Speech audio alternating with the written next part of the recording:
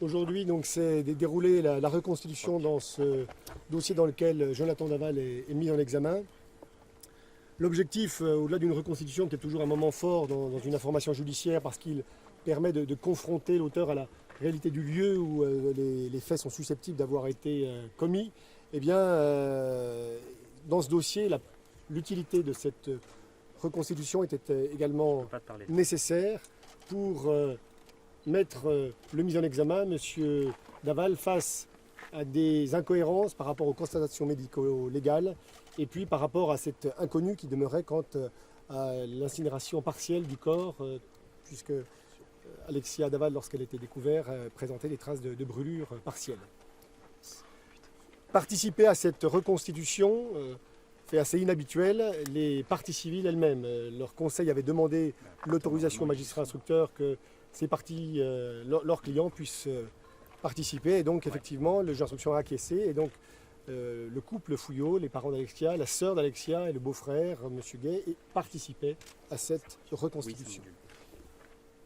La version des faits de M. Daval a encore évolué au cours de cette reconstitution.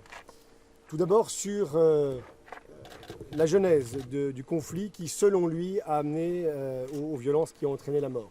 Il a expliqué qu'après être rentré de chez ses beaux-parents, un conflit était né dans le couple parce que Madame Daval, son épouse, souhaitait avoir un rapport sexuel puisqu'elle prenait à cette époque un traitement de stimulation de la fertilité dans son désir d'être mère. Et Monsieur Daval, nous dit-il, a refusé ce rapport sexuel et donc un conflit est né de ce désaccord qui est allé crescendo et qui a amené du salon le couple jusqu'à l'escalier. Monsieur Daval nous expliquant qu'il souhaitait quitter la maison face à ce conflit. Et dans l'escalier, il a reconstitué devant le magistrat instructeur la scène telle qu'elle se serait passée selon lui, à savoir, dans un premier temps, une empoignade au niveau du visage. Il aurait frappé le visage de sa femme contre un mur en béton dans la descente d'escalier.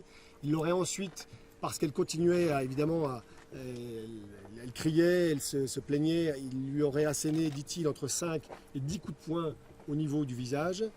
Et ensuite, il a remimé le geste qu'il aurait accompli ce soir-là en l'étranglant pendant environ 4 minutes de façon continue. Ces faits tels qu'il les a reconstitués, 2 médecins légistes étaient présents, les médecins légistes qui ont procédé à l'autopsie du corps de la victime. Les médecins légistes nous disent qu'ils sont parfaitement cohérents avec l'ensemble des lésions constatées au niveau du thorax, au niveau de la face antérieure du corps et au niveau du visage, donc toutes les lésions qui avaient été retrouvées lors de l'autopsie. Monsieur Daval a ensuite accepté d'expliquer comment il avait chargé le corps et donc nous avons pu constater, c'était une des questions du dossier, s'il pouvait seul avoir chargé le corps dans le véhicule, son véhicule professionnel, le véhicule Nemo. Il a pu sans difficulté charger le corps. Il a ensuite accepté de nous montrer comment il s'est rendu jusqu'à Émoulins, dans le bois qui se trouve derrière nous. Il a pu, seul, et nous l'avons constaté également, sortir le corps qui était un mannequin lesté du même poids que le poids de son épouse. Et donc il a pu, seul, tirer ce corps jusqu'à l'endroit où les enquêteurs ont retrouvé le cadavre d'Alexia Daval. Dernier temps de cette reconstitution, M. Daval continuait à nier avoir porté atteinte au corps de son épouse et face notamment à la demande pressante de ses beaux-parents qui l'ont imploré de dire toute la vérité.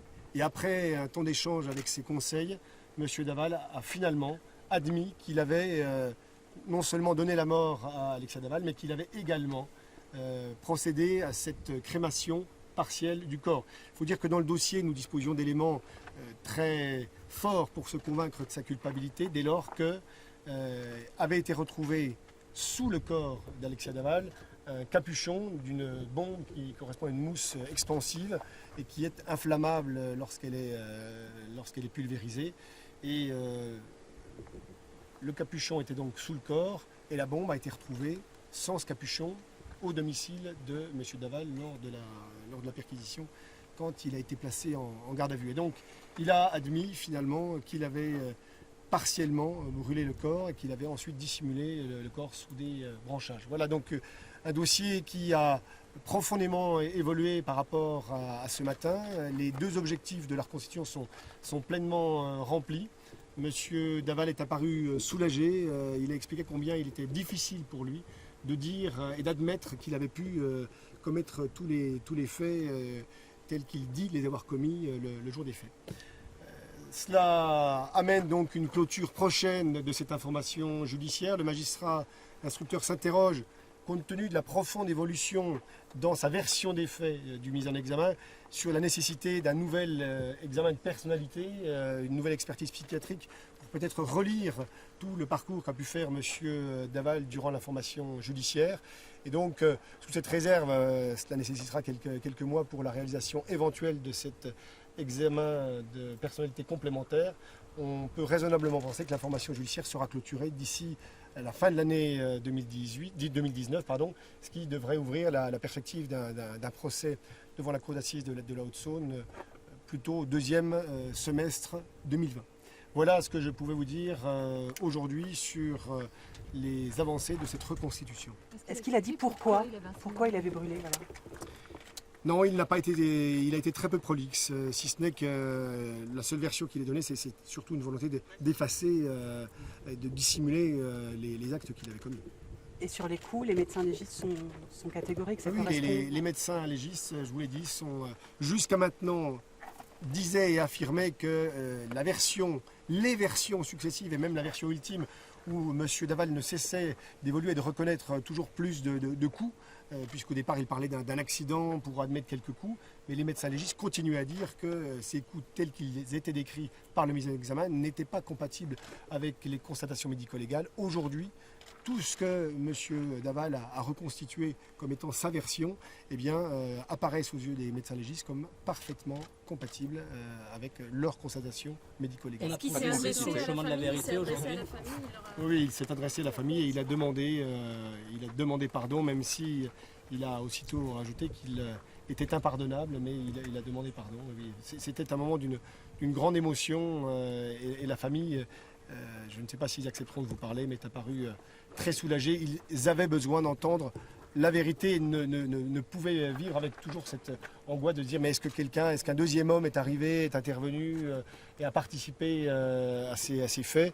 Aujourd'hui, clairement, il apparaît très vraisemblable qu'il a agi seul et il nous a démontré en tout cas aujourd'hui que physiquement, il était tout à fait capable d'avoir accompli l'ensemble des faits seul.